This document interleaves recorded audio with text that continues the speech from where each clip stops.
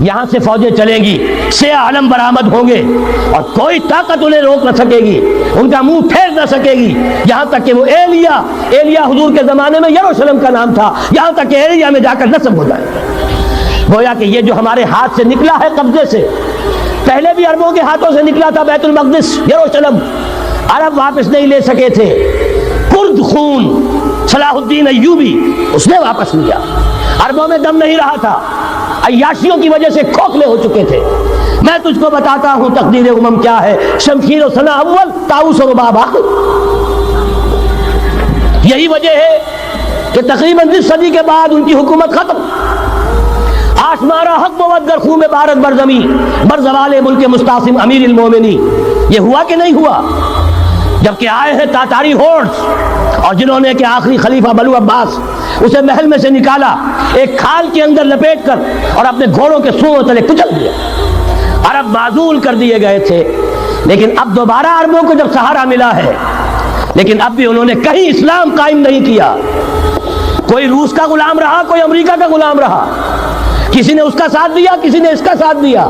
تہذیب ہے تو مغربی، تمدن ہے تو مغربی، وضع میں تم ہو نصارہ تو تمدن میں ہنود۔ یہ مسلمان ہیں جنہیں دیکھ کے شرمائے یہود۔ یہی معاملہ جب ان کا ہوا تو اب اللہ تعالیٰ کی طرف سے ان کے اوپر وہ عذاب کی بھٹی گرم ہونے والی ہے۔ لیکن اس کے بعد پھر یہاں سے جائیں گے وہ جو ان کی مدد کریں گے، اور یہ ایلیا کو واپس لینے والے، یہ مشرق سے چلنے والے لشکر ہوں گے۔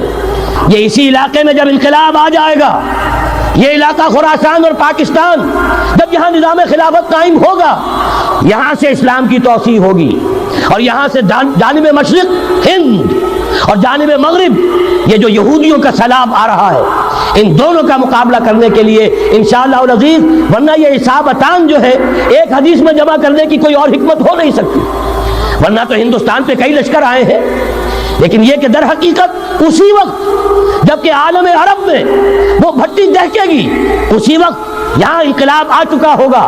ایک طرف یہاں سے مدد کے لیے لشکر جائیں گے کہ جو مسلمان عرب جو ہیں ان کی مدد کریں گے، حضرت مہدی کے جھنڈے تلے لڑیں گے، حضرت مہدی کی حکومت کو مستحکم کریں گے، یؤتون للمہدی۔ دوسری طرف وہ ہندوستان کی طرف پیش قدمی کریں گے، اور یہیں سے جیسے اس وقت سیلاب نکلا تھا جزیرہ نما عرب سے، ایک داہنی طرف ایک بائیں طرف، ایران، افغانستان، ترکستان، ادھر مصر، لیبیا، الجزائر، مراکش، برطانیہ، اسی طریقے سے انشاءاللہ اسی علاقے سے اس کا آغاز ہوگا اور بات آگے بڑھے گی۔ تو غرب اثر حاصل کیا ہے؟ یہ ہونا ہے، پچھلے آثار ثابت کر رہے ہیں کہ ہونا ہے، حضور کی احادیث بتا رہی ہے کہ یہیں سے ہونا ہے۔ ہوا صرف یہ ہے ہم بھٹک گئے، ہمیں اپنی منزل یاد نہ رہی۔ میں تو بہرحال ان لوگوں میں سے ہوں جنہوں نے نعرے لگائے تھے پاکستان کا مطلب کیا، لا الہ الا اللہ۔ میں سن 46 میں یہاں حبیبیہ ہال میں قائد اعظم نے مسلم سول فیڈریشن کے جس اجلاس کو خطاب کیا تھا، ضلع حصار سے جو 2 ڈیلیگیٹ آئے تھے ان میں سے ایک میں تھا۔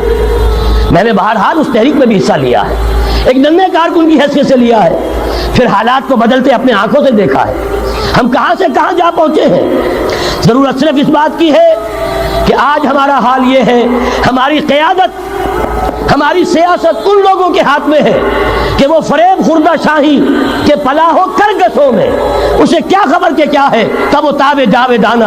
ان کی تہذیب مغربی، ان کی ذہنیت مغربی، ان کی وضاقتہ مغربی، ان کا تمدن مغربی، ان کی سوچ مغربی، ان کے سارے اطوار مغربی۔